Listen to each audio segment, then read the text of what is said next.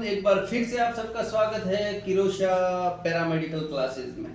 जी हाँ दोस्तों, seat preference के लिए आपको भरने का जो भी डाउट था, सबसे पहले गूगल क्रोम पे जाना है। यहाँ पे एम्स लिखना है। एम्स लिखने के बाद रिक्रूटमेंट में जाना है, जहाँ पे आपको सीआरई कॉमन रिक्रूटमेंट एग्जामिनेशन मिलेगा, जिसके अंदर व्यू डिटेल में जाना है। और व्यू डिटेल में जैसे आप एडवर्टाइजमेंट, नोटिफिकेशन, रिजल्ट और लॉग इन टू अप्लाई, जहाँ पे लॉग इन टू अप्लाई पे क्लिक करके लॉग इन में अपनी डिटेल भरनी है। जी हाँ दोस्तों, इस तरह फिर अपना पासवर्ड भरे और ये पासवर्ड आपका ऑथेंटिक होना चाहिए। भूल गए तो फॉरगेट पासवर्ड कर सकते हो। जी हाँ, जी बिल्कुल बिल्कुल करेक्ट, यस। पासवर्ड आप लगा दें, फिर लॉगिन कर दें। एक बार लॉगिन होने के बाद आपकी पूरी डिटेल आ जाएगी, जिसमें आपकी रैंक, आपके marks, correct answer, wrong answer, blank answer. तो ये हमने एक स्टूडेंट का हमारा फॉर्म फिल किया है आपको बताने के लिए। 15 तारीख लास्ट है, लेकिन आप जल्दी से भर सकते हैं। आप समरी में देख सकते हो, कोई क्वेश्चन है तो रेज कर सकते हो। डाउनलोड करके रख दीजिए admit card. Download first state result आपके पास होगा ही पीडीएफ डाउनलोड। इसके बाद सीट एलोकेशन में जैसे क्लिक करेंगे तो सीट एलोकेशन में क्लिक करते ही आपकी डिटेल आ जाएगी। और अगर अब तक आपने नहीं करा है तो you have not exercise submitted choice in this round, click seat select set. पहले क्या था दोस्तों, जैसे आपने फॉर्म भरा था उसके बेस पे उन्होंने आपको दे दिया था ये इसमें इस पोस्ट में आप एलिजिबल हो। फिर बहुत सारी क्वेरी गई तो उन्होंने क्या किया, उन्होंने ये किया, फिर से set of the qualification choose करने को दे दिया। ये सेट ऑफ द क्वालिफिकेशन आपका 31 जनवरी से पहले का होना चाहिए, इसके बाद का वैलिड नहीं है। जी हाँ दोस्तों, अब यहाँ पे 14 सेट है, 14 सेट है। हर क्वालिफिकेशन का अलग वीडियो हम बनाएंगे। जिसके पास 10th पर प्लस फर्स्ट एड का सर्टिफिकेट है उसको क्या चूज करना है, तो उसको फर्स्ट एक नंबर वाला चूज करना है, मैट्रिकुलेशन इक्विवेलेंट क्वालिफिकेशन। फिर आपका 4 नंबर का चूज करना है। याद रखना, जिसके पास फर्स्ट एड एक्सपीरियंस है, हॉस्पिटल एक्सपीरियंस नहीं है, फर्स्ट एड सर्टिफिकेट है, वो 4 नंबर चूज करेंगे। जी हाँ दोस्तों, समझ गए ये चीज आप। इसके बाद अगर आपका देखो यहाँ पे फिर से आपका बताया गया है, matriculation of the recognised board university 10वीं पास हो, यस टिक कर दो। इसके आगे वाला 10वीं पास हो, टिक कर दो।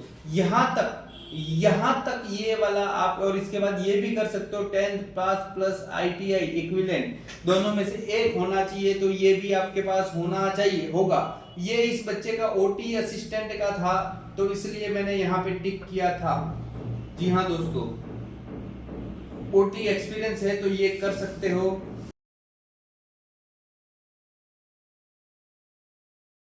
जी हाँ बच्चों, इस बच्चे के पास ओटी का एक्सपीरियंस था, तो ये सब चीजें थी। इस वीडियो के में ये भी बता देंगे आपको कौन कौन सा सेट चूज करना है। तो ध्यान रखना, अगर आपके पास फर्स्ट एड सर्टिफिकेट है तो 10वीं पास वाले सब कर सकते हो, फर्स्ट एड सर्टिफिकेट का करना है। एक्सपीरियंस नहीं है तो मत करना, याद रखना। एक्सपीरियंस नहीं है तो मत करना, एक्सपीरियंस है तब भी करना। अगर वेरीफाई हो जाएगा, आपकी फर्स्ट रैंक होगी तो भी, अगर आप वेरीफाई नहीं हुआ तो वो डिस्क्वालीफाई हो जाएगा, ये चीज ध्यान रखना।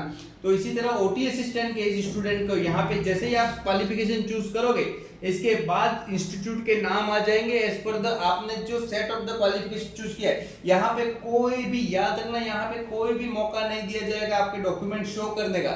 जो आपने सेट ऑफ द क्वालिफिकेशन किया है, फॉर्म में भरे हैं, वो ले जाके आपको जो सेंटर मिलता है वहां जाना है। तो आपको इस तरह सेलेक्ट करनी है, चूज करनी है आपकी सेट ऑफ द क्वालिफिकेशन। ये बच्चा ओटी अटेंडेंट, ओटी असिस्टेंट के लिए भी क्वालिफिकेशन था, इसलिए हमने ये सब चूज किया है।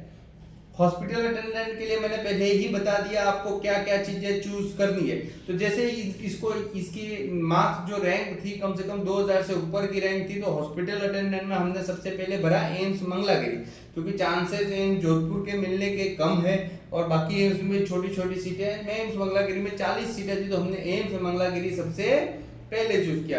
जैसे जैसे आप चूज करते जाओगे, नीचे इंस्टीट्यूट ऐड होते जाएंगे। तो इसकी क्वालिफिकेशन बहुत ज्यादा थी, तो 40 अलग अलग वैकेंसी में ये बंदा एलिजिबल है। आपका डिपेंड हो सकता है हॉस्पिटल अटेंडेंट के लिए ही एलिजिबल हो तो आपको वही शो करेगा, है ना।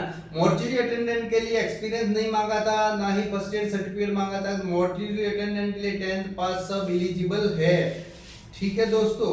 मल्टीटास्किंग स्टाफ के लिए 10th पास एलिजिबल हो चुके हैं, यस यस, वेरी गुड, ठीक है।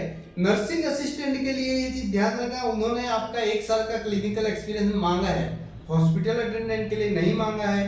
तो अगर किसी के पास 1 साल का रियल एक्सपीरियंस है, वेरीफाई है, सैलरी स्लिप है, तो आप नर्सिंग असिस्टेंट भर सकते हो, आपके मिलने के चांसेस ज्यादा है।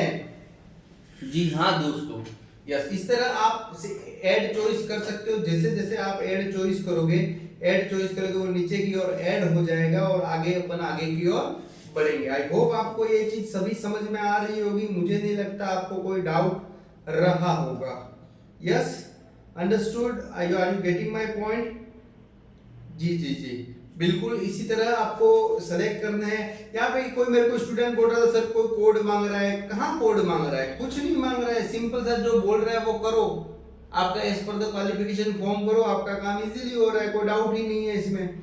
बस ध्यान रखना भरते टाइम, चूज करते टाइम ये याद रखना, अगर आपका वेरीफाई नहीं है, आपके पास डिग्री नहीं है, सर्टिफिकेट नहीं है और आपने कर दिया, भले ही आपकी फर्स्ट रैंक हो और वहां डॉक्यूमेंट वेरिफिकेशन के लिए गए और वो डॉक्यूमेंट आपके पास नहीं भी मिला, तो आप डिस्क्वालीफाई हो जाओगे और आपका वेटिंग निकलेगी तो वेटिंग में नंबर आएगा।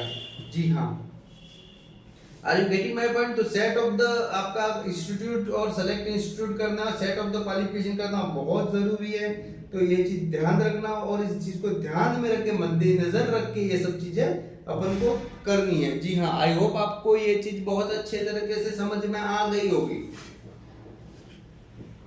जी जी जी, बिल्कुल यही मैं बताने की कोशिश कर रहा हूँ आपको।